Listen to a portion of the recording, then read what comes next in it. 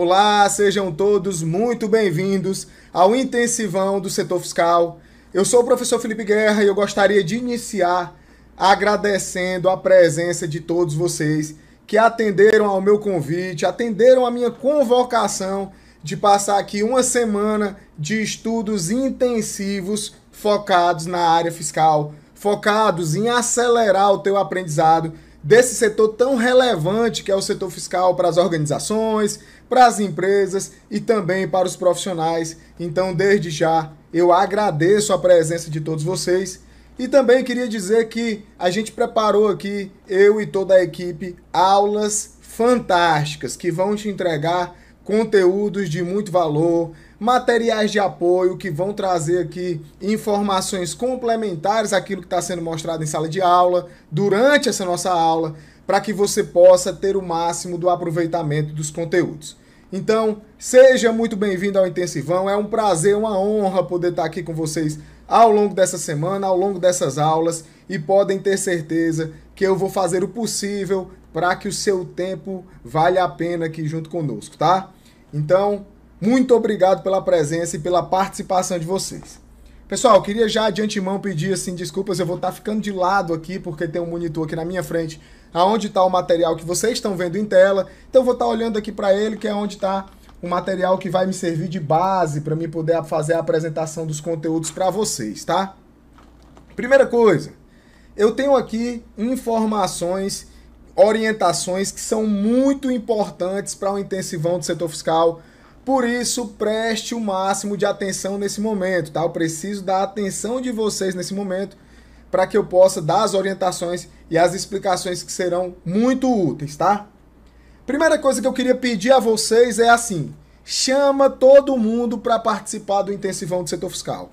Compartilha o link da aula em todos os teus grupos do WhatsApp, chama os teus amigos do trabalho, os teus amigos da faculdade, chama toda a galera, porque a gente vai conseguir, ao longo dessa semana, mudar muito a forma como os profissionais enxergam a área fiscal.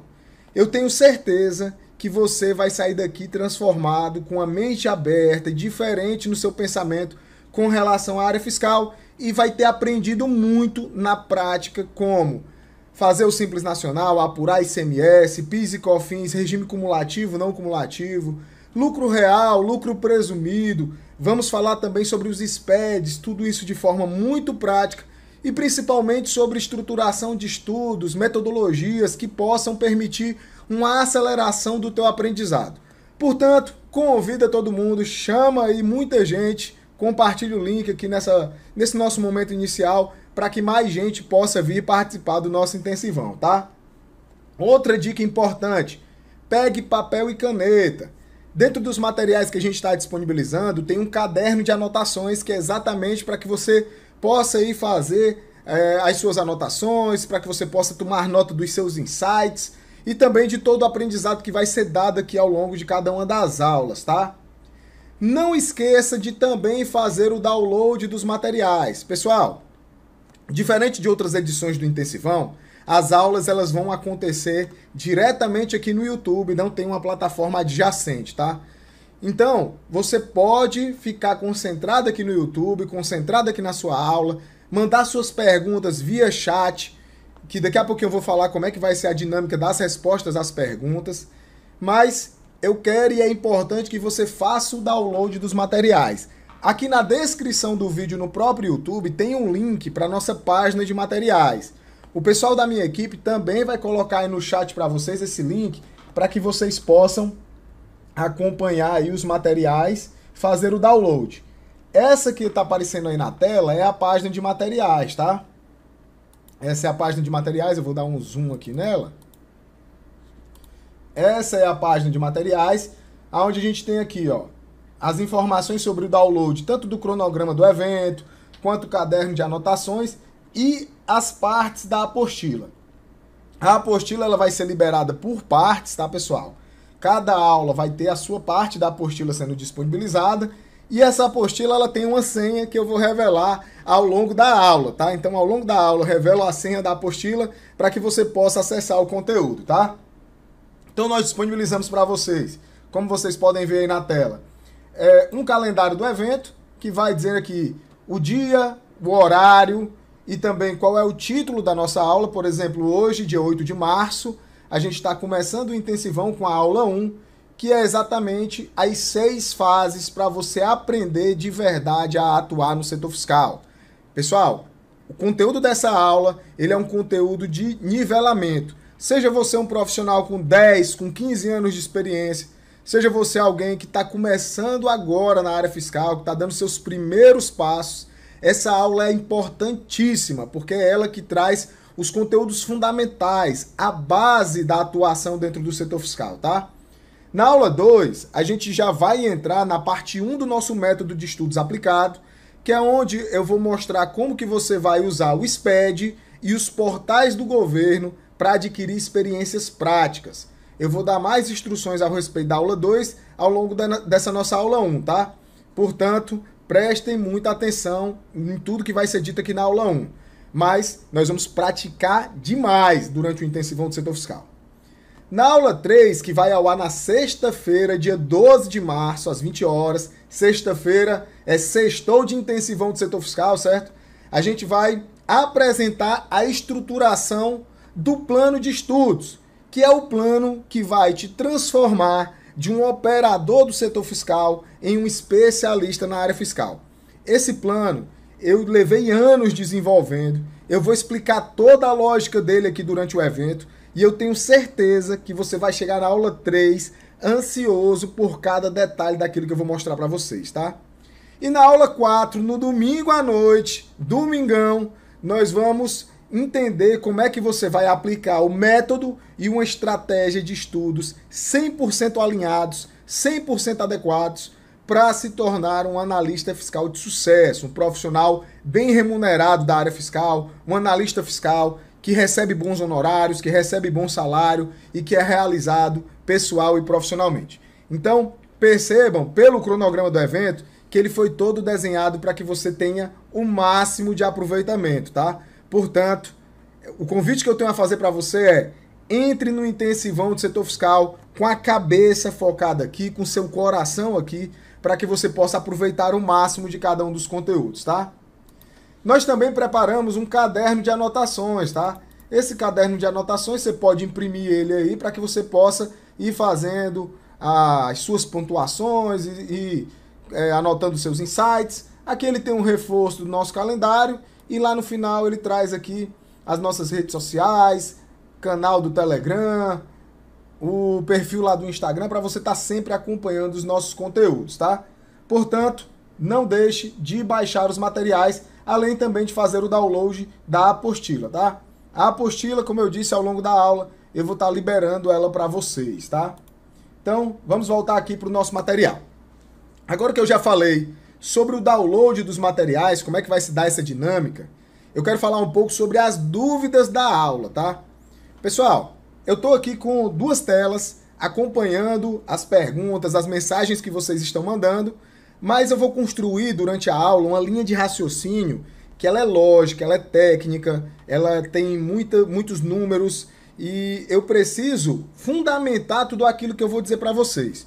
Portanto, eu vou tentar ao máximo me concentrar no conteúdo, tá? Vocês vão mandando as dúvidas de vocês aí no chat do YouTube à vontade. Professor Marcos Lima e todo o pessoal da minha equipe vai estar esclarecendo as dúvidas de vocês aí por escritas. Muitas das dúvidas de vocês vão ser esclarecidas mais à frente no próprio decorrer da aula. Então é por isso que é importante que eu nem pause muito a aula para que a gente possa fluir aqui na nossa linha de raciocínio. E caso a gente não consiga responder todas as questões nessa aula, a gente, no início da aula 2, responde todas aquelas questões que ficarem em aberto, tá? Portanto, mandem seus comentários, mandem suas dúvidas, façam a pergunta de vocês, mas eu não vou estar todo instante olhando o chat, porque eu vou estar aqui concentrado na linha de raciocínio do conteúdo, tá? Outro ponto importante, pessoal, e é uma pergunta muito recorrente, é a respeito do certificado de participação no intensivão do setor fiscal. Professor, eu vou ter direito a certificado de participação? Sim, você terá direito. Só que, ao final do evento, somente na próxima semana, a gente manda um link para que você possa fazer a solicitação do seu certificado. Esse link é enviado para o seu e-mail. Portanto, é muito importante que você vá na sua caixa de e-mail, verifique se os nossos e-mails estão chegando para você, se não está indo para o spam, marque lá uma estrelinha no meu e-mail para que você não perca, até porque a maior parte da nossa comunicação durante o intensivão será feito por e-mail, então vai lá e valida o meu e-mail para que você não perca nada, tá? Inclusive materiais extras, materiais surpresas que nós vamos disponibilizar ao longo do evento vão ser enviados também por e-mail e é por isso que é importante que você esteja acompanhando tudo no seu e-mail direitinho, tá, pessoal?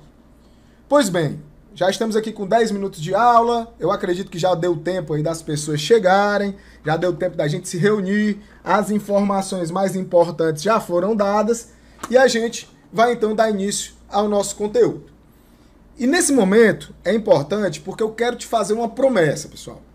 Eu quero fazer uma promessa e eu quero que no domingo a gente juntos volte para essa promessa e você me diga se ela foi cumprida ou não, tá? O que eu quero durante esse evento intensivão do setor fiscal é apresentar para cada um de vocês uma visão a partir de um método que vai mudar completamente a tua percepção sobre o setor fiscal. Eu vou te apresentar um método de estudos, um método de aplicação prática que vai acelerar e muito o teu aprendizado sobre os impostos e sobre o SPED de uma forma que você nunca viu em local nenhum, tá?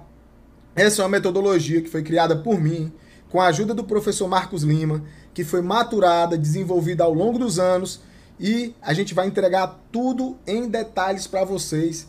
E eu vou mostrar para vocês por que ela funciona por A mais B. Eu vou fazer todos os testes práticos aqui para vocês para mostrar por que essa metodologia ela é tão aplicável, tá?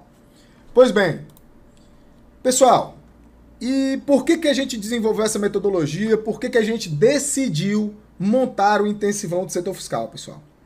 Pessoal, nós decidimos realizar esse evento e nós decidimos, eu e toda a minha equipe, dedicarmos tempo, dedicarmos aqui o nosso estudo para entregar tudo isso a você de forma gratuita, porque nós conseguimos enxergar uma grande oportunidade dentro do mercado da área fiscal.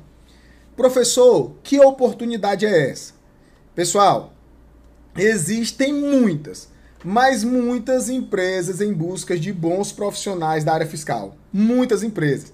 Seja para trabalhar como auxiliar, como assistente, como analista, como supervisor, como freelancer, seja prestando consultorias tributárias, seja buscando alternativas e soluções para diminuir o custo tributário, para fazer revisão de cadastro de produtos, para fazer parametrizações fiscais. São muitas as oportunidades para o profissional da área fiscal, são muitas as demandas por parte das empresas. Só que existem pouquíssimos profissionais preparados. Existem pouquíssimos profissionais qualificados. E eu vou provar para vocês por A mais B por que isso acontece. Por que tem tão pouco profissional bom na área fiscal? Pessoal, nós vivemos uma realidade de um verdadeiro apagão de mão de obra dentro da área fiscal. Não tem gente para trabalhar. A gente vê aí, a gente abre vagas aqui para o escritório, muitas empresas de contabilidade abrem vagas onde eles precisam contratar bons profissionais para a área fiscal e às vezes ficam 1, 2, 3 meses com o processo seletivo em aberto e não conseguem contratar esses profissionais, porque não existe oferta no mercado. E isso, pessoal, para mim, enquanto profissional atuante da área fiscal, é fantástico, é uma baita de uma oportunidade. Por quê? Porque eu fecho vários serviços aqui todos os meses. Só em 2021, mesmo com toda essa situação que nós estamos vivendo, eu já fechei mais de 20 negócios de consultorias tributárias. Então, assim, as oportunidades são muitas. Nós já contratamos muita gente também para a área fiscal esse ano. Já demos, inclusive, consultorias para contratação de profissionais para outros escritórios de contabilidade. Por quê? Porque a demanda é muito grande, a procura por parte das empresas é muito grande, mas não existem profissionais qualificados. Não existem. E o que eu vejo muito hoje dentro do mercado da área fiscal? Eu vejo muito isso, e isso é uma realidade que me deixa triste, tá, pessoal? Me deixa muito triste. É que existem muitos profissionais com extremo potencial. Existe muita gente que atua hoje na área fiscal, que atua em empresas de contabilidade, escritório de advocacia, trabalham na área fiscal, seja dentro de escritórios de contabilidade, seja dentro de grandes empresas, até mesmo profissionais que têm grande interesse pela área fiscal, mas que atuam no financeiro de alguma empresa, que tentam militar dentro da área fiscal, mas ainda tem muita insegurança. Mas são profissionais extremamente inteligentes, com muito potencial, com muita vontade, mas que não conseguem ter resultados.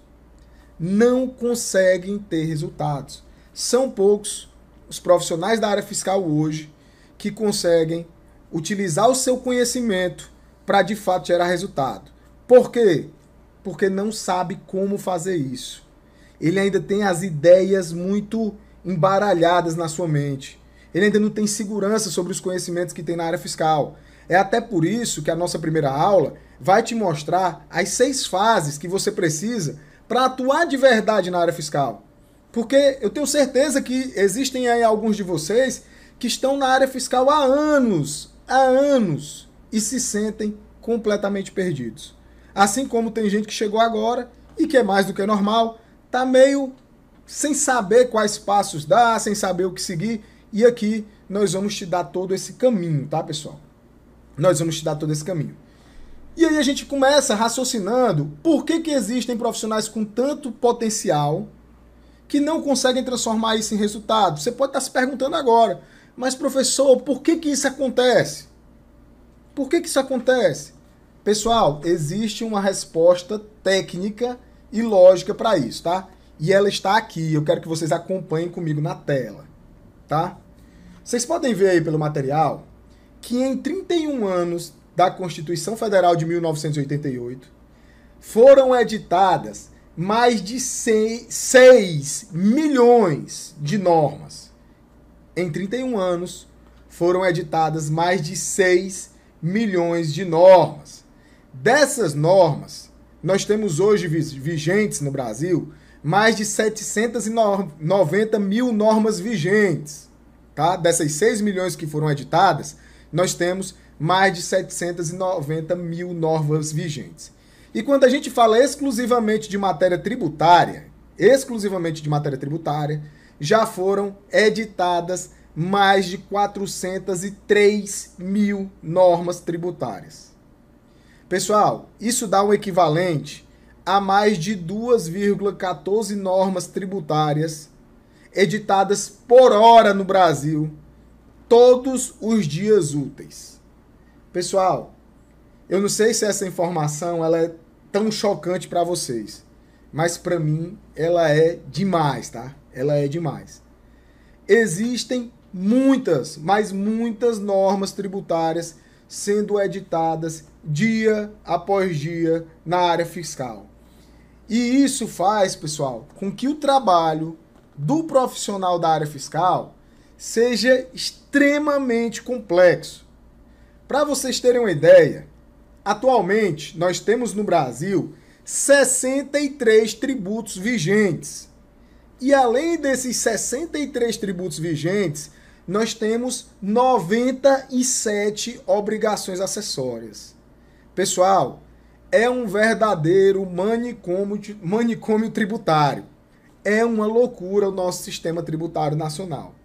É uma loucura. E é exatamente por isso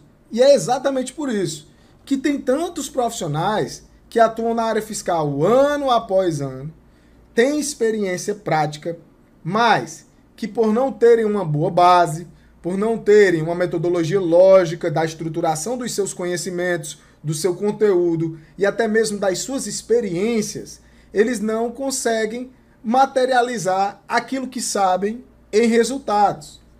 Pessoal, essas informações que eu estou dando para você aqui são assustadoras. Se vocês olharem para a tela aí, olha a quantidade de programas do governo federal. Sejam eles de natureza fiscal, alguns aí na tela de natureza trabalhista, Eu vou até passar para outra página aqui para vocês verem mais, ó, de natureza federal.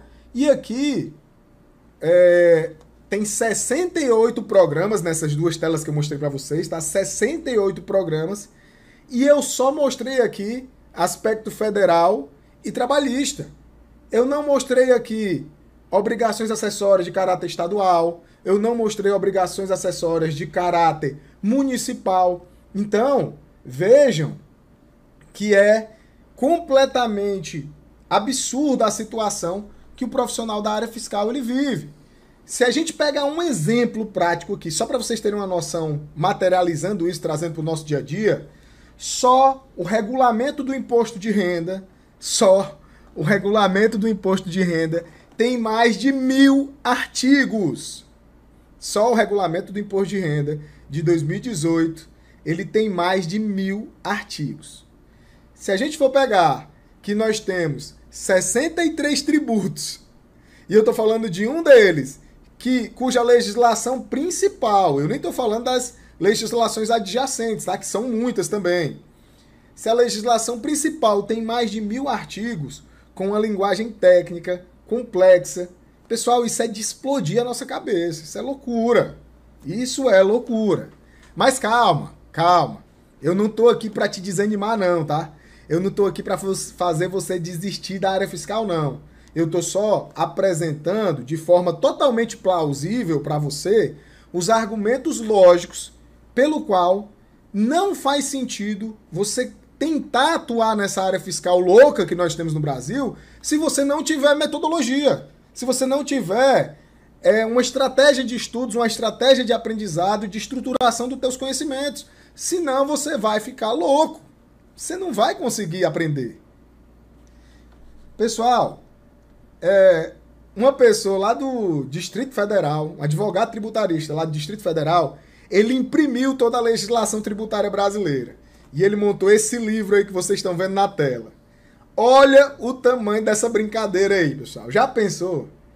Essa foto, se eu não me engano, ela é do ano de 2017. E o que me chama mais a atenção não é nem o tamanho do livro, pessoal. É a cara de tristeza desse cidadão.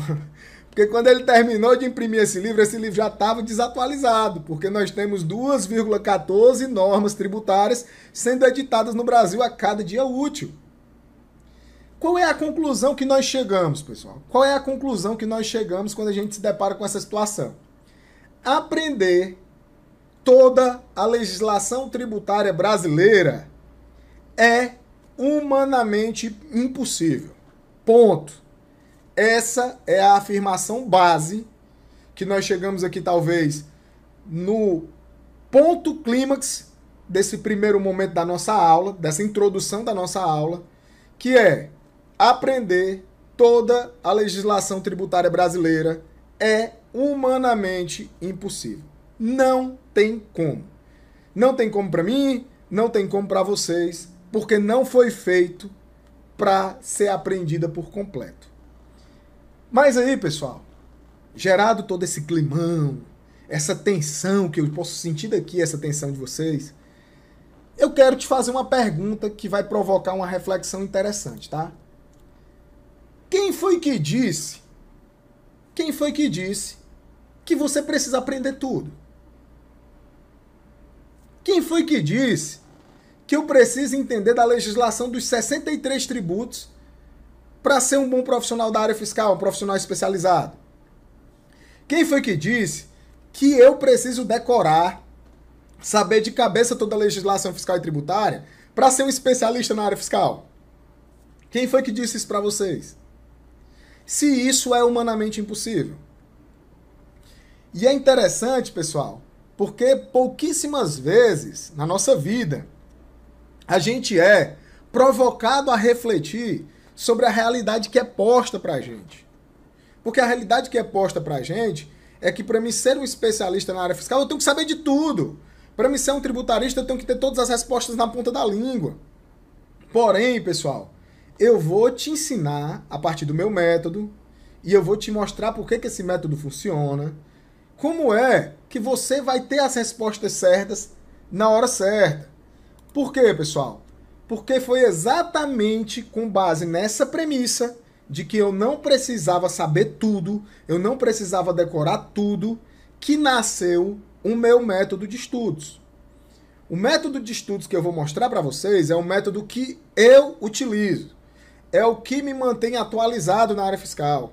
É o que me mantém com a qualificação técnica necessária para trabalhar com recuperação de créditos tributários, para trabalhar com consultorias fiscais, para dar aulas sobre tributos, para formar novos profissionais. Tudo é por conta desse método. Toda a minha estrutura profissional é alicerçada no formato desse método e como ele foi construído. E você deve aí estar extremamente curioso de pensar assim, ó, professor, pelo amor de Deus, mas de onde é que vem esse método? Qual é a lógica? Qual é o sentido dele? Pessoal, esse método, ele consiste em a gente ter uma sequência correta de estudos, tá? Uma sequência correta de absorção e de aprendizado, e que a gente adquira prática sobre tudo aquilo que é priorizado através das ferramentas que são disponibilizadas pelo governo. Então, a gente tem basicamente duas partes no método, tá? Na parte 1, nós aprendemos a usar as ferramentas do governo. Que ferramentas são essas, professor? Portais do governo, manuais de obrigações tributárias e os próprios programas do SPED. Nós vamos aprender na prática como é que a gente vai usar essas ferramentas para adquirir prática. Porque isso, pessoal, é uma das coisas muito interessantes também que vocês saibam, tá? Muita gente me manda mensagem assim, ó, professor, como é que eu vou conseguir um emprego melhor? Como é que eu vou conseguir uma vaga na área fiscal? Como é que eu vou conseguir prestar uma consultoria tributária se eu não tenho prática? Se quando a pessoa vai fazer o processo seletivo comigo, ela pede que eu tenha experiência.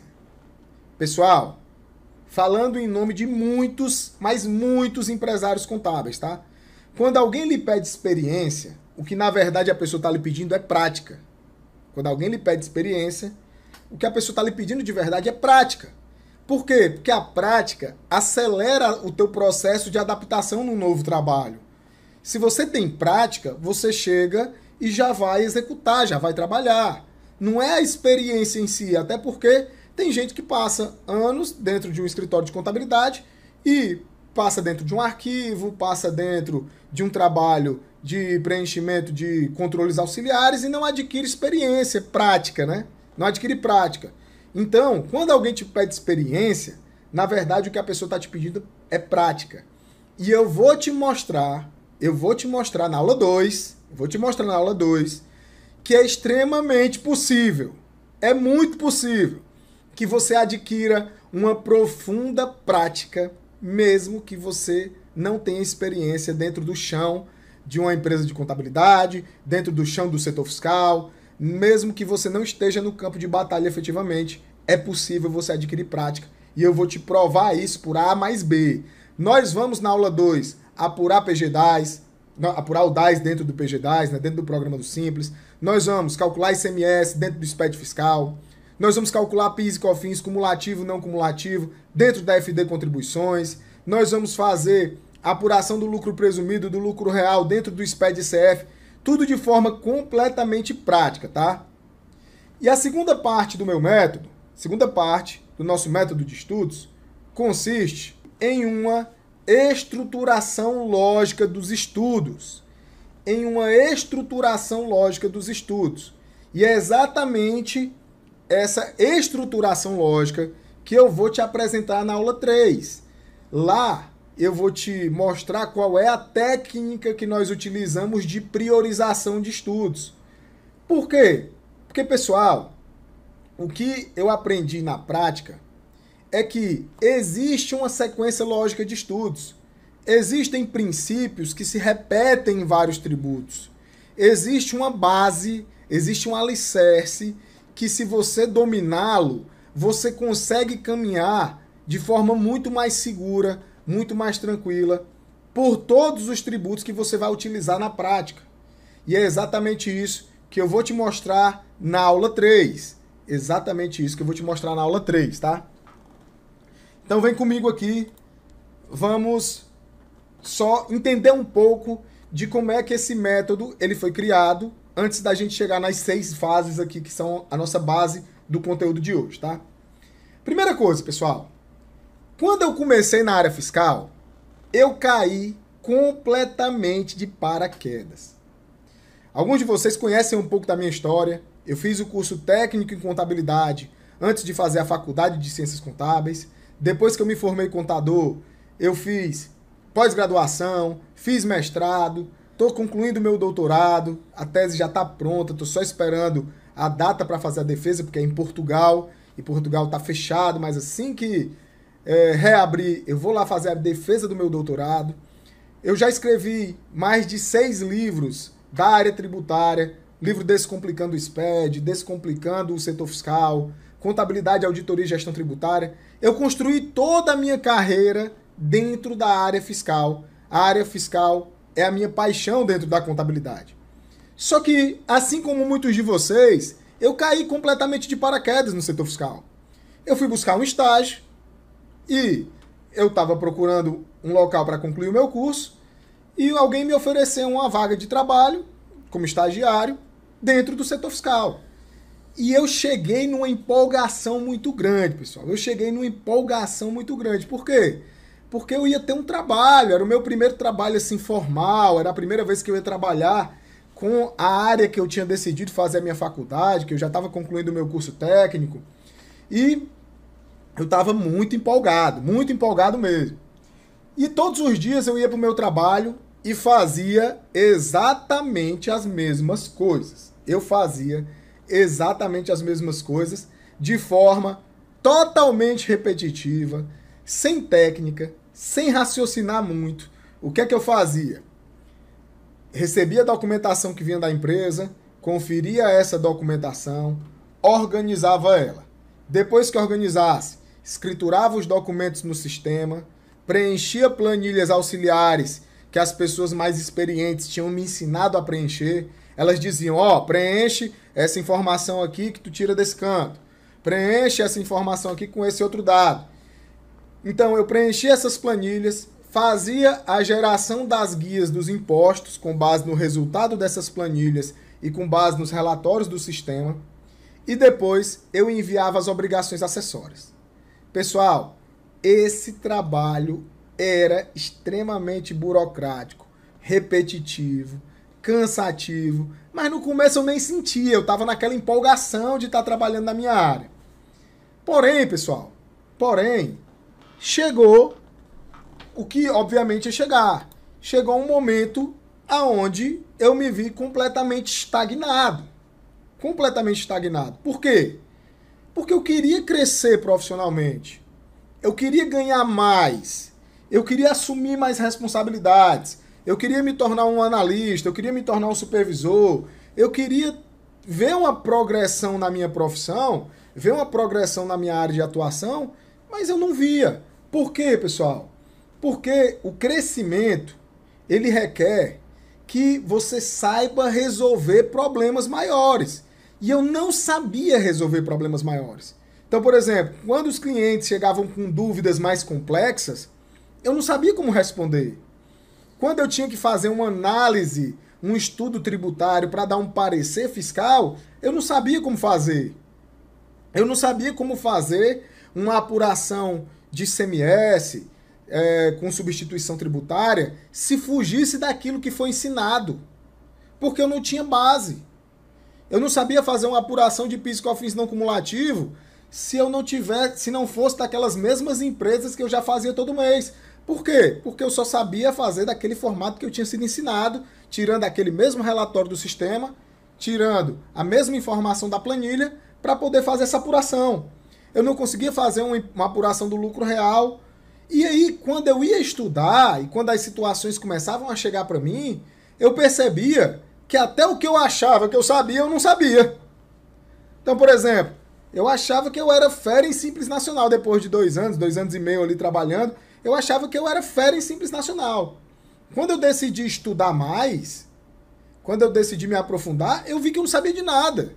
Eu vi que eu não sabia direito como era que era a composição da receita, eu vi que eu não entendia direito sobre os anexos, sobre as atividades que eram permitidas e impeditivas, eu vi que eu não entendia direito sobre o porte econômico, então eu vi que eu ficava com mais dúvidas. Eu tinha mais dúvidas, mais questionamentos do que quando eu não estudava.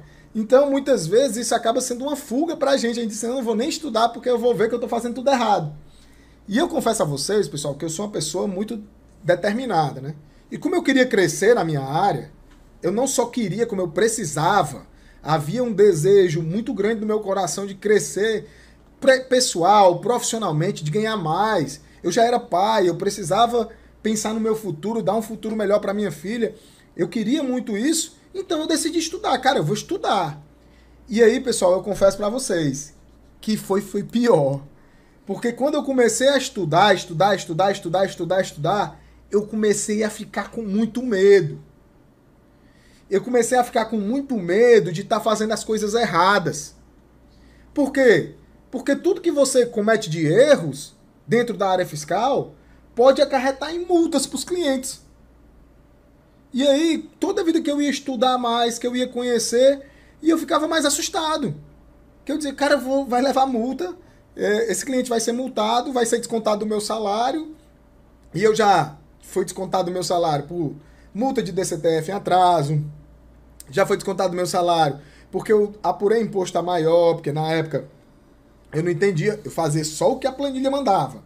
Então, se a planilha mandava eu lançar o valor total das vendas, eu não entendia qual eram as receitas que deveriam ser tributadas, qual é que não tinha. Então, eu só fazia o que a planilha me mandava. E aí, pessoal, eu confesso a vocês que nesse momento, quando eu comecei a ficar com muito medo, quando eu comecei a ficar muito preocupado, quando eu estudava e eu via que era regras e mais regras, exceções e mais exceções, leis e mais leis, um negócio com uma linguagem extremamente técnica, eu confesso que eu pensei em desistir. Eu pensei e disse assim, cara, não dá mais, isso não é pra mim.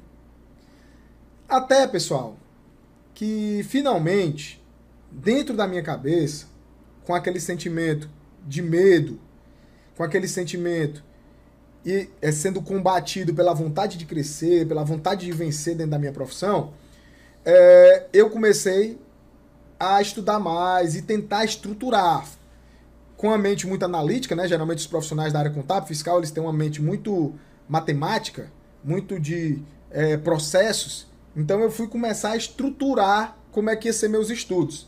Quando eu comecei a estruturar esses estudos, eu finalmente percebi que existia uma lógica. E isso para mim, foi um despertar completamente. Porque eu percebi que os princípios dos tributos, eles se repetiam. Vou dar um exemplo prático, tá? O princípio da não cumulatividade, ele se aplica ao ICMS, ele se aplica ao IPI e ele se aplica em algumas situações ao PIS e a COFINS. Então eu disse, poxa, só aí já são mais de 60% dos tributos que eu preciso saber.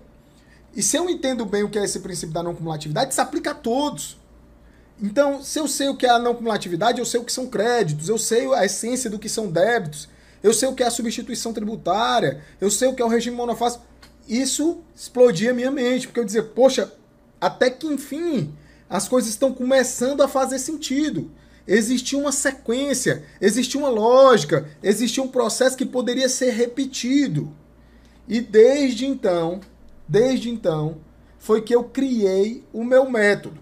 O meu método de estudos foi o que permitiu com que eu ficasse atualizado.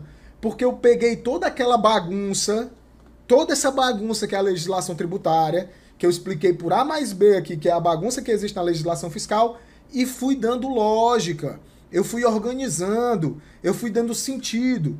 E isso, pessoal, fez com que eu conseguisse criar uma base que me permitiu trabalhar com consultorias, que me permitiu ganhar segurança e confiança na área fiscal, que me permitiu, pessoal, sendo assim honestamente, falando assim de forma muito transparente com vocês, alcançar todos os meus objetivos profissionais. Pessoal, hoje eu posso dizer para vocês que eu vivo a melhor fase da minha vida. Eu alcancei praticamente todos os meus objetivos pessoais e profissionais e tudo isso a partir da minha atuação na área fiscal. É por isso que eu devo tanto à área fiscal, que eu devo tanto à contabilidade. Por quê? Porque foi a partir disso, a partir do meu trabalho, com essa atuação na área fiscal, a partir da estruturação desse meu método de estudos, de conhecimentos, que tudo isso foi possível. E aí, pessoal, o que é que eu fiz quando eu percebi que eu tinha algo muito valioso nas minhas mãos? Eu comecei a testar o meu método com outros profissionais. Tá? Como é que eu fui fazer esse teste com outros profissionais? Eu fui formando turmas, primeiro com o pessoal, com os meus colaboradores, depois turmas de treinamentos maiores, e eu fui testando e validando, e pessoal, o resultado para essas pessoas foi completamente extraordinário. Desde então, a minha missão de vida é passar isso adiante. Se você conheceu o meu trabalho na internet, se você já me acompanha, você sabe que todos os dias tem conteúdo, todos os dias tem vídeos, todas as semanas tem aula, e eu só falo sobre metodologia de estudos, a metodologia de ensino, a área fiscal de forma prática, simples, descomplicada, porque é isso que eu acredito e é isso que eu vivo, tá? Porém, pessoal, agora a gente já está aqui bem avançado na aula, e eu ainda nem comecei o conteúdo, a essência da aula, né? Mas calma, eu vou começar agora. Você pode estar se perguntando assim, ó, tá, professor, mas qual é o primeiro passo do método para a gente poder ingressar, para a gente poder entender em mais detalhes? Pessoal, primeira coisa, antes da gente entrar no conteúdo que vai ser da aula 2, no conteúdo que vai ser da aula 3, primeira coisa que nós precisamos é ter um conhecimento base. Esse conhecimento base, ele é o nosso nivelamento. Pessoal, esse conhecimento base, não importa se você tem 15 anos de atuação dentro da área fiscal. Não importa se você é contador, se você é advogado, se você tem pós-graduação, se você tem mestrado, não importa. Você tem que ter esse conhecimento base. Se você for um iniciante que não tem experiência nenhuma, esse conhecimento base, ele também vai servir demais para você, porque ele é exatamente a essência. Ele é o pilar que você precisa. E esse nosso nivelamento vai começar agora, porque agora eu vou mostrar para vocês, de forma lógica, de forma sequencial, quais são as 6 fases fundamentais para você aprender a área fiscal, para você aprender de verdade a atuar no setor fiscal, tá? A partir de agora, eu vou mostrar para vocês as 6 fases fundamentais para você aprender de verdade a atuar na área fiscal. Primeira coisa que você precisa saber, para você entender, aprender de verdade a área fiscal, são os conceitos e a base da diferenciação entre pessoa física e pessoa jurídica. Pessoal, eu não posso confundir uma pessoa física com uma pessoa jurídica, existem muitas diferenças, tá?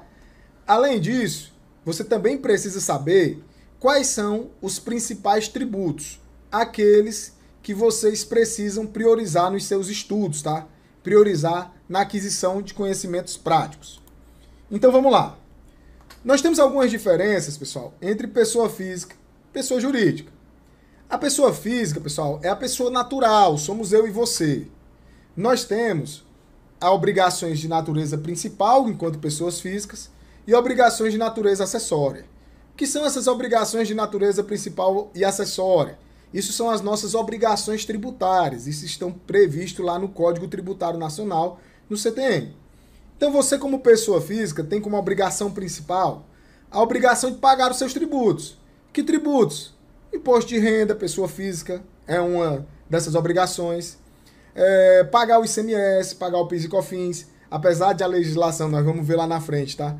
Ela chamar você de não contribuinte, calma para não confundir isso, você tem que pagar, porque está embutido nos preços dos produtos que nós consumimos, em tudo aquilo que a gente compra. Então, você tem que pagar o seu INSS, a empresa paga o FGTS para você. Então, essas são as obrigações principais, a obrigação de pagar. Mas a pessoa física ela também tem obrigações acessórias, como a de mandar a declaração do imposto de renda da pessoa física. E é interessante, pessoal, porque a gente precisa segregar o que é pessoa física e a pessoa jurídica, porque dentro da área fiscal isso vai servir demais para a gente, por exemplo, quando a gente for falar do princípio da entidade, aonde o patrimônio dos sócios não se confunde com o patrimônio da empresa. Então, os sócios de uma pessoa jurídica, eles não podem estar pagando as suas contas pessoais pela conta da empresa, ele não pode estar tirando dinheiro do caixa da empresa para tudo que ele quiser, ele tem formas de ser remunerado. A gente vai estudar mais sobre isso aqui no Intensivão do Setor Fiscal. Já uma pessoa jurídica, pessoal, que tem ali o seu CNPJ, o seu cartão do CNPJ, né? Que é o Cadastro Nacional da Pessoa Jurídica, assim como nós, pessoas físicas, temos o CPF, que é o Cadastro Nacional da Pessoa Física. Essa pessoa jurídica, ela vai ter obrigações, ela vai ter que fazer o seu ato constitutivo, ela pode ser uma empresa individual, ela pode ser uma sociedade, ela pode ser uma sociedade com um propósito específico. Então, ela tem ali as suas características e ela tem uma personalidade jurídica. É interessante, pessoal, porque isso já traz alguns conceitos para a gente, de que a gente não pode confundir a personalidade da pessoa física com a personalidade da pessoa jurídica.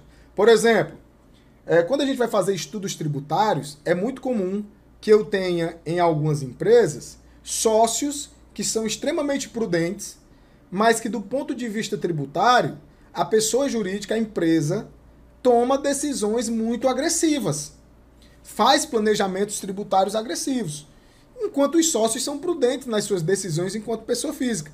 Então isso é interessante, isso se dá exatamente por essa personalidade tributária que é distinta. E essa pessoa jurídica, ela vai ter obrigações de caráter municipal, que aí é, por exemplo, os prestadores de serviço emitem nota fiscal de serviço, que é emitido pelos portais das prefeituras.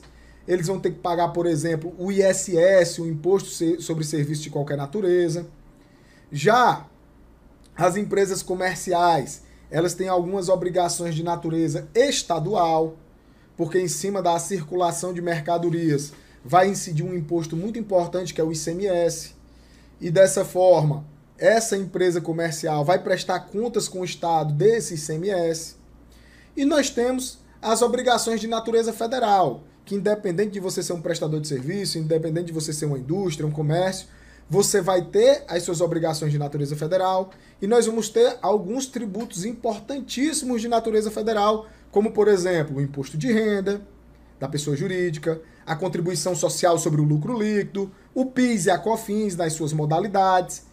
Então, pessoal, de cara, a gente entendendo aqui o que é uma pessoa física, entendendo o que é uma pessoa jurídica, entendendo como é que se dá essas obrigações de natureza principal e acessória, a gente já consegue delimitar o escopo de quais são os principais tributos que nós precisamos estudar. E aqui, pessoal, eu tenho na tela aí 6 tributos que são fundamentais que você os entenda. Pessoal, não sei se vocês já ouviram falar sobre o Teorema de Pareto, que 20% dos seus esforços vão ser responsáveis por 80% dos seus resultados. E é exatamente isso. Se você entender bem sobre esses tributos dentro daquele universo de 63, se você entender bem desses, você vai estar à frente de muitos profissionais. Você vai estar construindo os 80% a mais de resultados dentro da área fiscal, tá? Então, dentro do nosso conhecimento base, dentro das nossas fases, a primeira fase era entender essa diferença entre pessoa física e pessoa jurídica e entender quais são os principais tributos. E aí nós temos um imposto de caráter de competência municipal, que é o ISS, o Imposto sobre Serviço de Qualquer Natureza. Nós temos o imposto de competência estadual, que é o ICMS, e nós temos os impostos, tributos de competência federal, imposto de renda, contribuição social, PIS e COFINS. Ah, professor, e o Simples Nacional? Porque o Simples Nacional é a realidade de 99% das empresas. 99% não, tá, pessoal? Mais de 90% das empresas do Brasil, a realidade é o Simples Nacional. Pessoal, o Simples Nacional, ele nada mais é do que um formato de arrecadação simplificado de vários tributos. E esses tributos, eles também vão estar dentro do Simples Nacional. Portanto, entendendo desses tributos, você consegue caminhar para dentro do Simples Nacional também com segurança, tá? Agora nós vamos entender a diferença entre porte econômico, regimes tributários e as principais atividades econômicas, tá? Vamos lá então entender isso. Pessoal, nós temos o porte econômico de uma pessoa jurídica que é determinado com base no seu faturamento, na sua receita bruta. Esse porte econômico, ele não pode ser confundido com o seu regime tributário, tá? Obviamente com a sua modalidade de tributação. Regime tributário e modalidade de tributação é a mesma coisa, a gente vai entender agora, tá, pessoal? Então, por exemplo, nós temos como porte econômico microempreendedor individual. O MEI é um porte econômico. Qual é que é o porte econômico do microempreendedor individual? Existe uma limitação de receita bruta.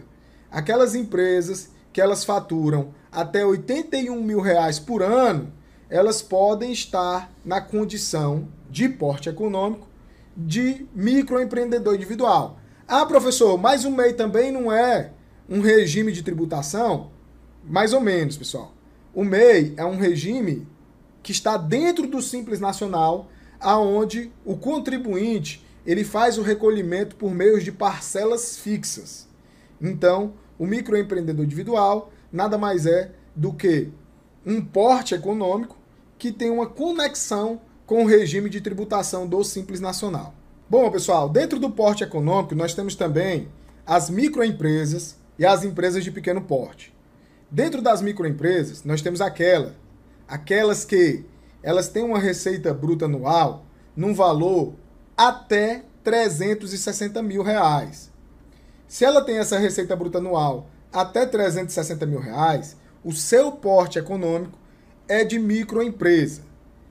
Já as empresas de pequeno porte são aquelas que têm a sua receita bruta em um montante que não ultrapasse R$ 4.800.000 no ano.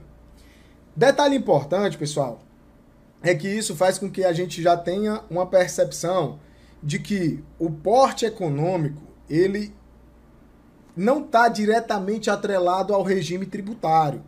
E isso é interessante, tá? Daqui a pouco eu vou aprofundar isso, mas já é interessante que você comece a formatar esse pensamento.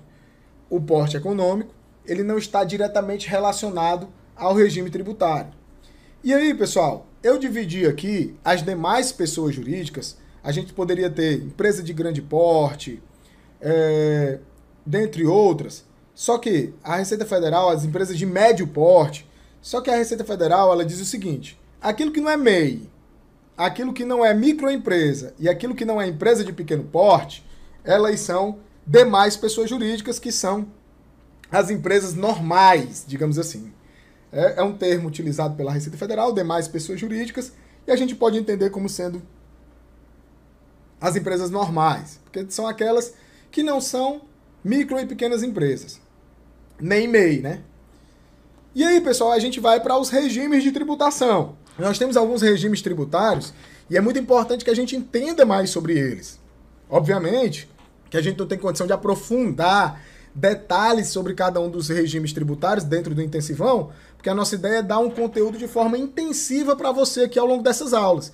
E é por isso que já na aula 2 a gente já vai para a prática mesmo. Pois bem, dentro desses regimes tributários nós temos, por exemplo, as empresas optantes pelo Simples Nacional, que são aquelas empresas que elas precisam estar dentro de uma condição de serem microempresa ou empresa de pequeno porte. Se elas estiverem dentro dessa condição de serem microempresas ou empresas de pequeno porte, elas podem optar por estar dentro do Simples Nacional.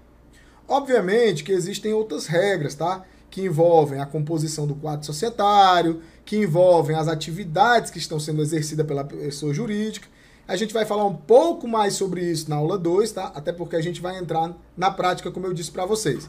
Mas o importante aqui é que você fique concentrado comigo na explicação desse conteúdo base, tá? Pois bem, pessoal. Além disso, inclusive eu vou fazer um cálculo de Simples Nacional, tá, pessoal? Usando planilha, usando o PGDAS, todo na aula 2, tá? Nós temos, pessoal, também uma outra modalidade de tributação, que é o lucro presumido. Como o próprio nome já diz, nessa modalidade, quando você opta por ela, o fisco ele presume que parte da tua receita é lucro. Por que ele faz essa presunção?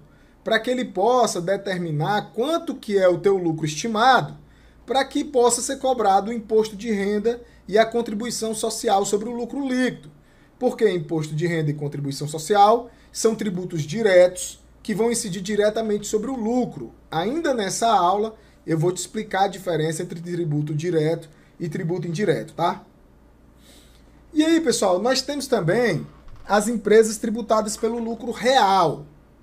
Esse nome lucro real é uma terminologia que eu particularmente não gosto muito, porque, na verdade, quando a gente fala de lucro real, nós estamos falando de um lucro fiscal, porque é um lucro que veio da contabilidade, mas ele é completamente ajustado por meio de adições, exclusões e compensações para se chegar num lucro tributável. E, a partir desse lucro real, a gente vai pagar um imposto de renda e contribuição social. Pessoal, nesse momento, nessa aula 1, não interessa muito a gente entrar em detalhes dessas modalidades de tributação, detalhes desses regimes tributários, tá? Como eu disse para vocês, na aula 2 que nós vamos para a prática, eu vou fazer a apuração de lucro presumido, eu vou fazer a apuração de Simples Nacional, eu vou fazer a apuração do lucro real, eu vou fazer a apuração de PIS e COFINS cumulativo e não cumulativo, tudo na prática, utilizando ferramentas que inclusive vão ser compartilhadas com vocês, tá?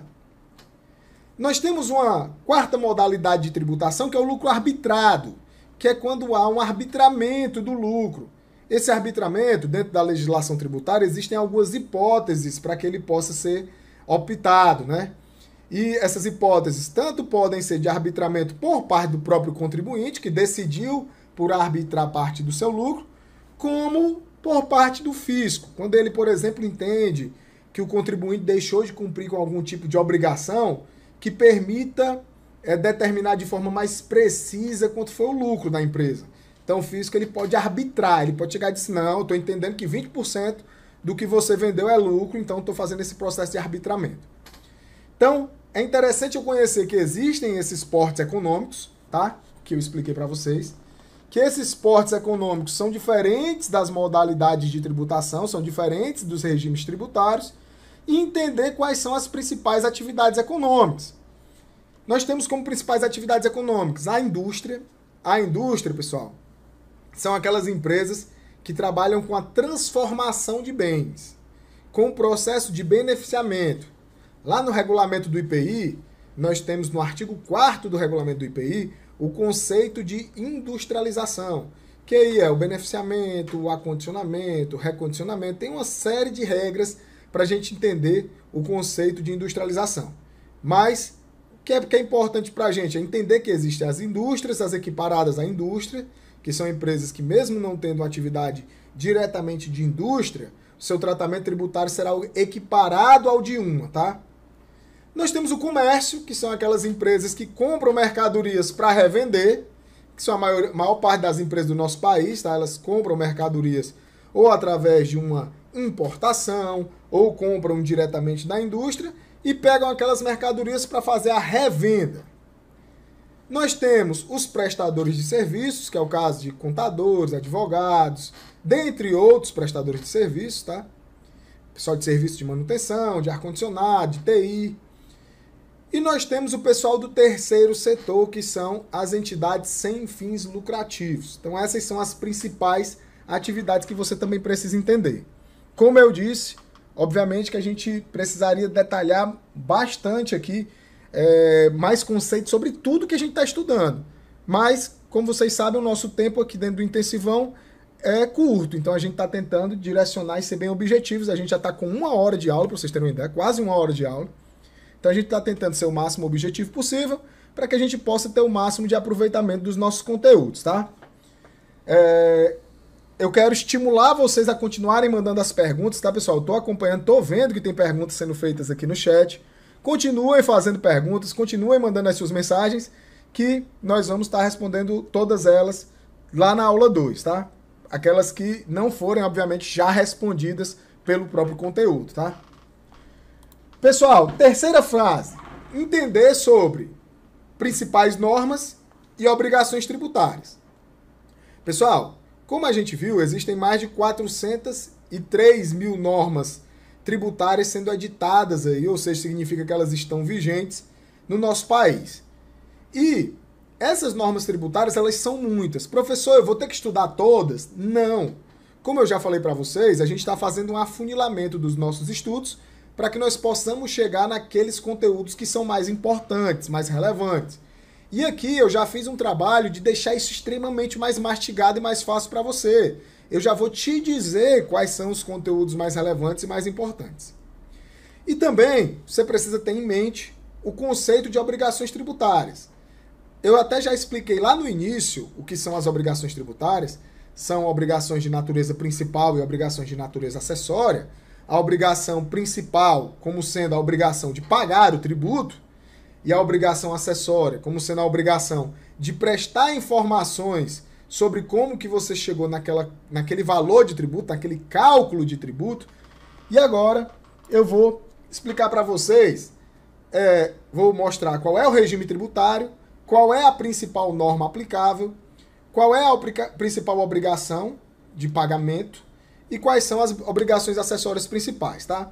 Então vamos lá. Esse quadro, tá, pessoal, ele também está totalmente disponível para vocês dentro da apostila e ao final da aula eu vou revelar qual é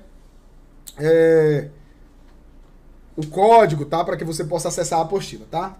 Por enquanto, se concentre naquilo que está na tela e vão fazendo aí as anotações de vocês. Primeiro regime tributário, o MEI, né? Microempreendedor individual, que, como eu disse, está dentro do próprio escopo do Simples Nacional. A principal norma relacionada ao MEI é a Lei Complementar 128 de 2008. Essa lei complementar traz todas as regras ali que devem ser obedecidas pelo microempreendedor individual. A sua principal obrigação de pagamento, é pagar o DAS do MEI, a guiazinha de pagamento do MEI, que tem um valor se você for um comércio, tem outro valor se você for um prestador de serviço. E a sua principal obrigação acessória, a principal declaração que essa empresa tem que fazer, é a de fazer ali o CIMEI, o preenchimento do sistema do MEI, tá? Já a empresa optante pelo Simples Nacional, ela tem algumas outras leis e resoluções que são importantes, tá? Nós temos, por exemplo, a Lei Complementar 123 de 2006, que foi quem criou o sistema tributário do Simples Nacional no modelo que nós conhecemos hoje. Nós temos a Lei Complementar 155 de 2016, que foi uma grande mudança no Simples Nacional, que trouxe ali uma nova organização dos anexos, novas tabelas desses anexos. Então mudou a forma de se calcular, de se apurar o Simples Nacional, que a gente vai ver na aula 2. Nós temos a Resolução 140 de 2018, que aprofundou ainda mais isso, tá, pessoal? Que trouxe mais situações relacionadas a detalhes e o aprofundamento dessa nova sistemática de apuração do Simples Nacional. E nós tivemos as muitas resoluções de 2020, que foram em virtude aí do combate à pandemia. Então muita coisa mudou, coisas bem dinâmicas, que a gente vai aprofundar isso também na próxima aula, tá? As empresas optantes pelo Simples Nacional, ela tem como principais obrigações de pagamento o DAS, a guia do Simples Nacional, e o ICMS, substituição tributária. Na aula 2, eu vou falar sobre ICMS, a gente vai fazer um cálculo de ICMS. Vou mostrar para vocês a planilha que eu utilizo para fazer cálculos de ICMS, tá? Para entender o cálculo de ICMS. E a empresa optante pelo Simples Nacional, ela tem algumas obrigações acessórias. A primeira delas é fazer o encerramento do PGDAS. O encerramento do PGDAS ele é mensal e ele é uma obrigação tributária de natureza acessória. A empresa do Simples Nacional tem que fazer. Anualmente, essa empresa optante pelo Simples, ela tem que mandar também a DEFIX, a Declaração Socioeconômico de Informações também fiscais, tá? Nós temos também a Declaração Anual do Simples Nacional, declaração negativa para as empresas do Simples Nacional e também para o MEI, tá? Quando aquela empresa está sem movimento, ela tem que fazer a declaração negativa. E a empresa optante pelo Simples Nacional, ela pode estar obrigada ao envio do SPED contábil, tá? Quando é que ela pode estar obrigada ao envio do SPED contábil? Quando ela tiver um aporte de capital de investidor anjo. Já em 2021, nós tivemos duas instruções normativas, 2003 e 2004, de janeiro, que trouxeram novas regras, consolidaram regras relacionadas ao SPED contábil e à ECF. A ECF não se aplica às empresas optantes pelo Simples Nacional, mas o SPED contábil tem essa possibilidade, tá?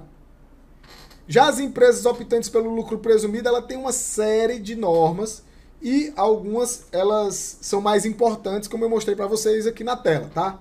Nós temos o primeiro, o decreto 9.580 de 2018, que é o novo regulamento do imposto de renda, que é nele que vão estar as regras para que possa fazer a apuração do próprio lucro presumido, seja com a alíquota de 1,6%, de 8%, de 16%, de 32%, todo o percentual de presunção vai estar lá no Decreto-Lei 9.580 e nós vamos ver na prática, na próxima aula, um SPED-CF, tá, pessoal? Que é uma obrigação acessória.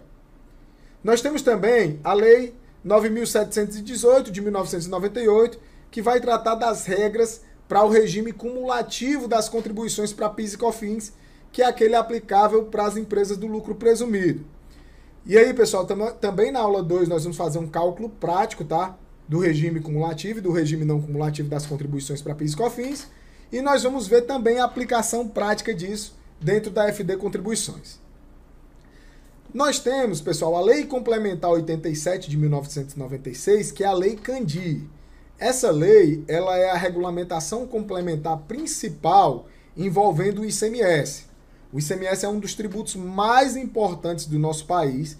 Ele representa a maior parcela de arrecadação dos estados. Então, ele tem uma importância muito significativa para as empresas e para os profissionais da área fiscal. E ele geralmente é um dos grandes vilões aí na vida dos profissionais da área fiscal, que ainda não tem métodos de estudos, que ainda não tem a estrutura lógica de aprendizado bem definido, tá? Então nós vamos ver o ICMS na próxima aula, inclusive nós vamos ver uma prática dentro da FD ICMS-PI. Nós temos também a Lei Complementar número 116 de 2003, que ela é a regulamentação complementar principal relacionada ao ISS, ao Imposto sobre Serviços de Qualquer Natureza, e nós temos aí os municípios exigindo as escriturações relacionadas ao ISS, tá? Inclusive, hoje, dentro do SPED fiscal, nós já temos um bloco específico de escrituração e apuração do ISS, que obviamente não é obrigatório para todos ainda, é obrigatório para as empresas que estão situadas no Distrito Federal, e a ideia é que já já o pessoal que esteja lá em Fernando de Noronha também esteja obrigado a mandar a sua apuração do ISS dentro do SPED fiscal, mas, por enquanto, ainda não é obrigatório, mas a gente vai discutir isso na próxima aula, tá? Continuando, empresas tributadas pelo lucro real. Nós vamos ter obrigações principais e acessórias parecidas, tá?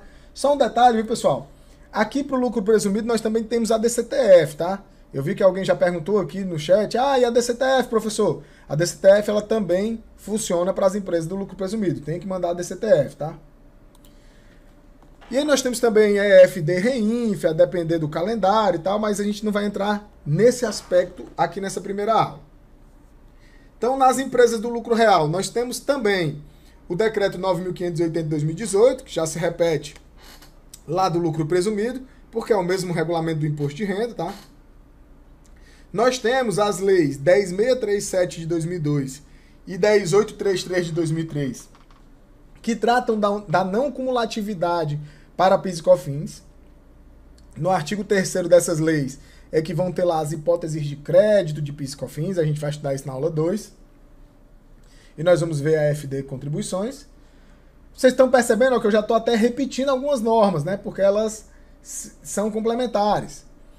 A Lei Complementar 87 de 96, como eu já mencionei para vocês, é a lei complementar que traz a regulamentação do ICMS, e nós temos como obrigação acessória relacionada ao ICMS a EFD ICMS-PI. Nós temos também o decreto 7.212 de 2010, que é o regulamento do IPI, e aqui, como eu estava exemplificando o IPI, eu dei um exemplo de uma obrigação acessória que tem conexão com o IPI, que é a DCTF, tá, pessoal? Mas a DCTF também, você vai informar PIS, COFINS, imposto de renda. E por fim, nós temos a Lei Complementar 116 de 2003, que mais uma vez vai tratar do ISS e da escrituração do ISS, tá, pessoal? Então, nós temos aqui as principais normas na nossa fase 3, tá? A fase 4, pessoal, é a gente entender as diferenças e as conexões que existem, tá? Entre os documentos fiscais, as escriturações fiscais e a contabilidade. Para quem já é meu aluno, provavelmente você já me ouviu falar isso, tá? As informações nascem nos documentos fiscais eletrônicos, transitam pelas escriturações fiscais e desaguam na contabilidade. O que isso significa, pessoal? O setor fiscal, ele é um setor tão importante que ele está envolvido em todas as operações da empresa. Tudo que uma empresa compra, tudo que uma empresa vende, todo tipo de operação comercial que for praticado, ela vai ser acobertada por um documento fiscal. E esse documento fiscal, ele pode ser uma nota fiscal eletrônica, modelo 55, se a gente estiver falando de uma operação entre pessoas jurídicas. Ela pode ser uma nota fiscal de consumidor eletrônica, ou um cupom fiscal eletrônico, se a gente estiver falando de uma operação de uma pessoa jurídica com uma pessoa física. A gente pode estar falando de um conhecimento de transporte eletrônico, ou um conhecimento de transporte eletrônico para outros serviços, que é uma ramificação do primeiro, aonde, obviamente, são para aquelas empresas de serviço de transporte, que também são tributadas pelo ICMS. A gente tem o bilhete de passagem eletrônico, nós temos o manifesto de documentos fiscais eletrônicos e a nota fiscal de serviço eletrônico, que é um projeto já antigo aí da Receita Federal, que ainda não vimos sendo colocado efetivamente em prática, mas que está aí na iminência de ser mais ampliado para vários municípios aí do nosso país, tá? E é interessante, pessoal, por quê? Porque um dos grandes desafios que o profissional da área fiscal ele lida hoje são informações erradas vindas dos clientes, aonde as pessoas que trabalham nas empresas normalmente não têm uma preparação muito profunda. Ora, se a gente viu se até o pessoal que trabalha na área fiscal tem dificuldade de ter preparação, mesmo aqueles que têm anos e anos de experiência têm dificuldades de colocar os seus conhecimentos em prática, você imagina uma pessoa que está trabalhando lá no setor de faturamentos, lá no setor de compras, está trabalhando lá no setor de almoxarifado. Então, sem dúvidas, ela vai ter muitas dúvidas e muitas dificuldades, muitos questionamentos na hora de fazer essas operações. Essas operações elas vão ser acobertadas por documentos fiscais. Esses documentos fiscais são emitidos e armazenados pela própria empresa, emitidos no caso de ela estar fazendo, por exemplo, vendas, prestações de serviços. Então, eu, enquanto na visão do vendedor, estou emitindo o documento fiscal, e quando eu sou um comprador, um tomador de serviço, eu estou recebendo os documentos fiscais. Mas tanto os documentos fiscais que eu recebo, como aqueles que eu emito, eu preciso totalizá-los nas escriturações fiscais. E essas escriturações fiscais, elas podem ser com foco em alguns tipos de informações. Por exemplo, o fisco tem vontade, tem interesse em receber as informações relacionadas às retenções. Então ela vai te cobrar isso dentro da EFD-REINF. Ah, ele quer saber informações relacionadas ao ICMS, ao IPI. Então isso vai ser cobrado dentro da EFD-ICMS-IPI. Não, ele quer receber informações relacionadas ao PIS e a COFINS. Então isso vai ser exigido dentro da FD Contribuições. Essas informações que nasceram lá no momento da operação da empresa, que transitaram pelas escriturações fiscais, vão desaguar na contabilidade. Vão estar no meu SPED contábil, na minha ECD, na minha escrituração contábil digital, e vão estar no meu SPED ICF. Então, é muito importante que essa visão macro, você tenha noção dela. Ah, professor, não entendo profundamente disso. Calma, você não precisa entender. Lembre-se que nós estamos vendo aqui as fases fundamentais, aquele nivelamento do que eu vou precisar entender. Nas aulas 2 e 3, eu vou te mostrar como é que você vai usar os programas do governo para entender cada vez mais disso e como é que você vai estruturar o teu programa de estudos para dominar completamente isso, tá? Então, eu estou te dando aqui o caminho inicial, eu estou te dando o caminho, as 6 fases fundamentais para que você possa implementar o nosso método de estudos, tá? Agora nós vamos entender um pouco sobre o que são tributos diretos e tributos indiretos. Pessoal, tributos diretos são aqueles que incidem diretamente sobre a renda ou patrimônio. Em tese, nos tributos diretos, o contribuinte ele não consegue repassar o ônus fiscal para ninguém. O ônus fiscal é dele. Então, por exemplo, quando a gente fala do imposto de renda que se paga sobre o salário da pessoa física, quem suportou aquele ônus fiscal foi a pessoa física. Ela não consegue passar aquilo ali para ninguém. Quando a gente fala do imposto de renda pago pela pessoa jurídica, quem suporta esse ônus fiscal é a pessoa jurídica. Ela não consegue repassar isso para ninguém. Então, tributos diretos vão ser esses, que a própria empresa suporta o ônus fiscal, ela não consegue repassar para ninguém e esse tributo atingiu diretamente a sua renda, atingiu diretamente o seu patrimônio. Já os tributos indiretos são aqueles que incidem sobre o consumo.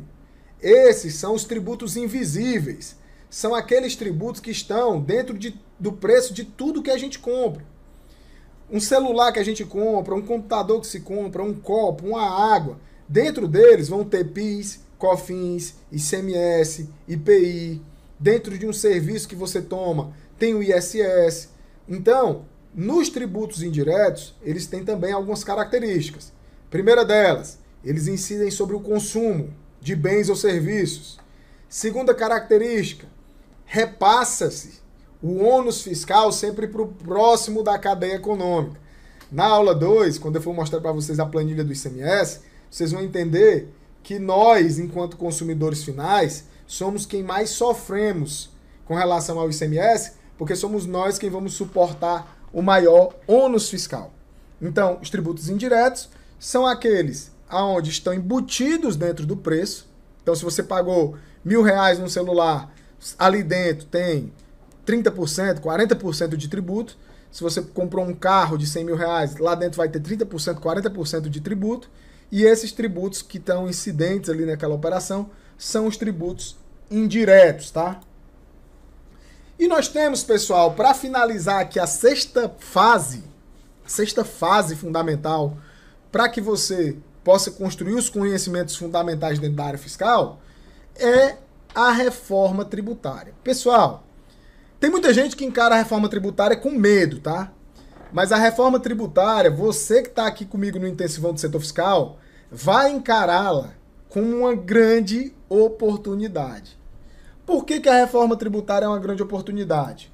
Ora, pessoal, eu vou explicar para vocês por que você vai ter a reforma tributária como uma grande oportunidade para você se destacar dentro da área fiscal. Mas antes, eu preciso comentar um pouco sobre o que é que nós temos posto sobre reforma tributária, já que esse é um assunto que já vem sendo discutido há um bom tempo, tá? Nós temos duas PECs, duas propostas de emenda constitucional, uma da Câmara, outra do Senado, que já estão no Congresso Nacional.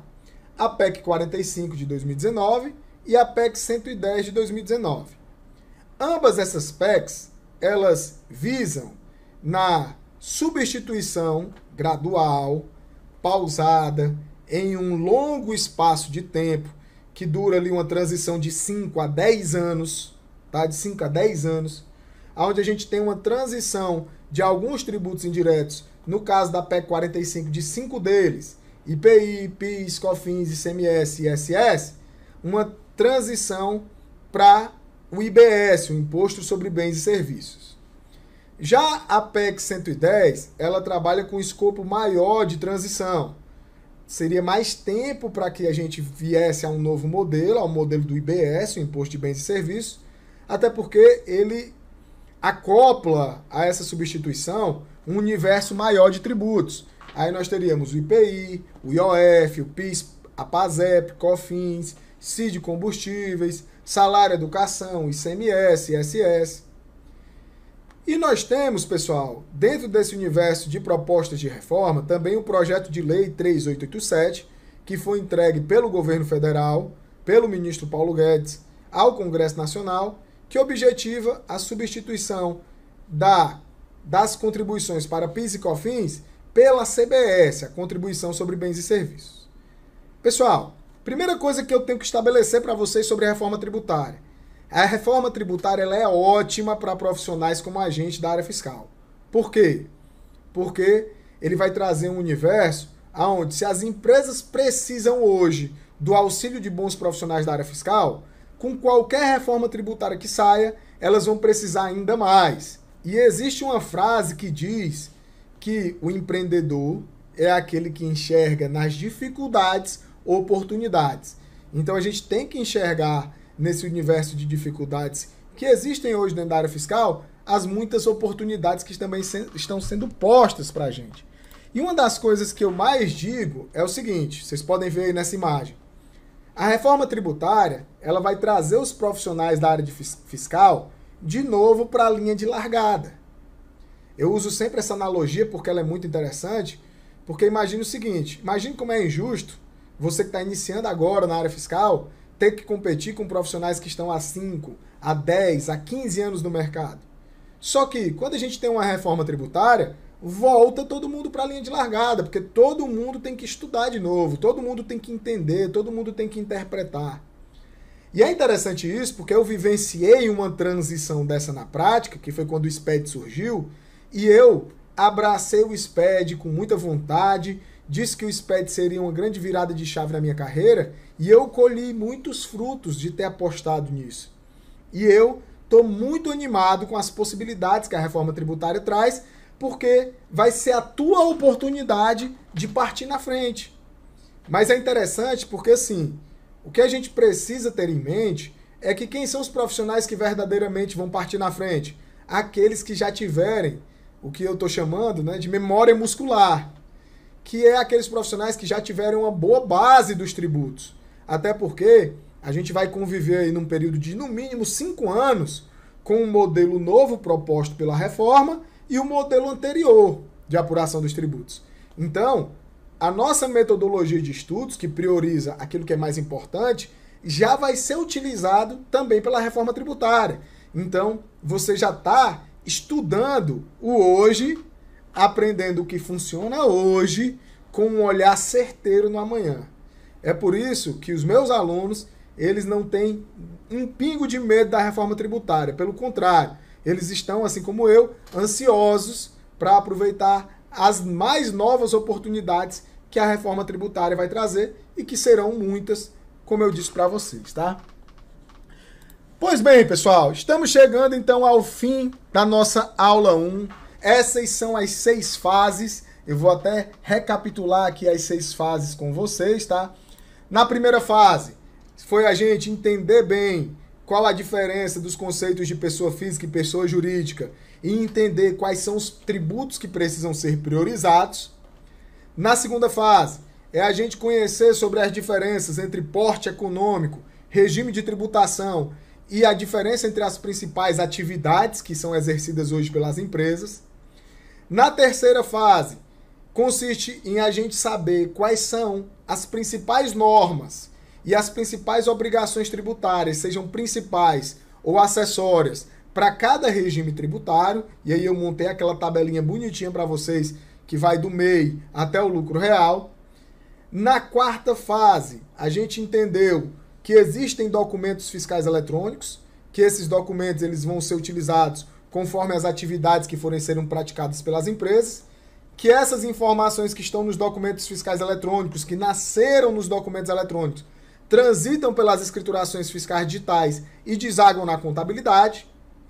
Na quinta fase, a gente precisa entender a diferença de tributos diretos, que são aqueles que incidem diretamente sobre a renda ou patrimônio, e tributos indiretos, que são aqueles que incidem sobre o consumo. E na sexta fase, a gente entendeu que a reforma tributária é uma grande oportunidade para todos nós, tá? Então, eu queria finalizar essa primeira aula perguntando, e aí, o que vocês acharam dessa nossa primeira aula?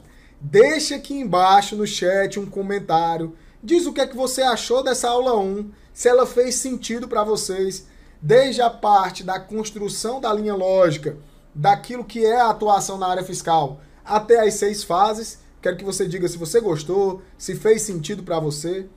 E eu quero te dizer, pessoal, que na próxima aula nós vamos para a parte 1 do método, que é a parte mais prática. É onde nós vamos para dentro dos cálculos dos tributos, para dentro do SPED, nós vamos fazer na prática, tá? Então, eu convido vocês a não perderem a próxima aula em hipótese nenhuma, tá? Quais são as práticas que nós vamos ver na aula 2? Já para vocês ficarem aí com gostinho da aula 2, tá? Nós vamos ver a prática da apuração do DAS, tanto na planilha do Simples como dentro do PGDAS. Nós não vamos ter muito conceito, tá, pessoal? Nós vamos ver muita prática. O conceito vai estar aliado à prática, tá? Até porque na aula 2 é onde eu vou mostrar como que você vai usar as ferramentas para adquirir prática. Então a gente vai direto para o campo de batalha mesmo. Nós vamos ver a apuração do ICMS e o reflexo dessa apuração dentro do SPED fiscal. Por isso, se você já quiser baixar o SPED para a sua máquina, já baixa aí o SPED fiscal, tá? EFD ICMS PI. Eu vou postar lá junto dos materiais também um tutorialzinho para você baixar aí os SPEDs, tá? A apuração do PIS da COFINS, regime cumulativo e regime não cumulativo na EFD contribuições, tá? E por fim, a apuração do lucro presumido e do lucro real dentro do SPED ECF. Então assim, ó, a aula 2, ela vai ser um aulão, viu? Ela vai ser muito prática, prática, aonde nós vamos entrar dentro dos SPEDs, nós vamos fazer muita coisa na prática, na mão, vendo e utilizando as ferramentas que o governo nos disponibiliza, tá? Pois bem, pessoal, agora eu quero deixar para a gente encerrar a aula com vocês alguns desafios, tá? Primeiro desafio, que é um pedido pessoal meu, que você compartilhe o intensivão do setor fiscal nos grupos do WhatsApp que você participa. Grupos da faculdade, grupo do trabalho, grupo da família, manda no grupo de todo mundo aí, pessoal. Pega o link aqui do YouTube, compartilha lá no grupo. Outra coisa que eu queria que você fizesse é que você tirasse uma foto e compartilhasse lá no Instagram. Pode ser agora, só tenta aí pegar um ângulo que eu fique bonito, tá? Para ficar uma foto legal. Eu vou estar repostando todas as marcações de vocês, tá? Aqui embaixo tem o meu Instagram, então me marca, @prof.felipeguerra, que eu vou estar repostando tudo. Baixe os materiais, certo? Vai lá na página de materiais, o link tá aqui na descrição do vídeo e também foi mandado várias vezes aqui no chat. Baixa os materiais e baixa também os programas do SPED, que vão ser utilizados na aula 2. E não esqueça de deixar o seu comentário dizendo o que é que você achou da aula e também de você deixar a sua dúvida, que será respondida na aula 2, tá? Nossa próxima aula será na quarta-feira, dia 10 de março, às 20 horas. Aqui no YouTube, você já pode ir aqui no canal, aproveita até para se inscrever no nosso canal do YouTube e definir um lembrete para que você não perca a aula 2, tá? Nós temos um encontro marcado, quarta-feira, às 20 horas. Eu quero encontrar você para a nossa aula 2 do Intensivão do Setor Fiscal. Um forte abraço e até lá!